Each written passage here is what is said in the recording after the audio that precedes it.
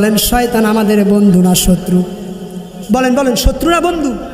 আল্লাহ রাব্বুল আলামিন কুরআনুল কারীমের ২য় নাম্বার সূরা সূরাতুল বাকারার ২০৮ নাম্বার আয়াতে কারিমার মধ্যে আল্লাহ পাক সুন্দর করে জানায় দিয়েছেন, ইয়া আইয়ুহাল্লাযীনা আমানু দুখুলু ফিস-সিলমি কাফা ওয়ালা তাত্তাবিউ খুতুওয়াতিশ শাইতান ইন্নাহু লাকুম আদুউম মুবিন।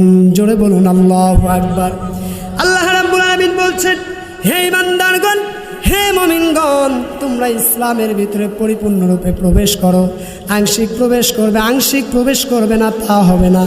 ইসলামের ভিতরে তোমরা পরিপূর্ণরূপে প্রবেশ করো। আর তোমরা শয়তানের পদঙ্ক তোমরা অনুসরণ করো না। নিশ্চয় জেনে রাখো, শয়তান তোমাদের প্রকাশ্য দুশমন। এখন বলুন, শয়তান আমাদের বন্ধু না শত্রু? বলেন বলেন, বন্ধু না শত্রু? সেই শয়তান আমাদেরকে ওয়াসওয়াসা দেওয়ার জন্য আসতে না নেই।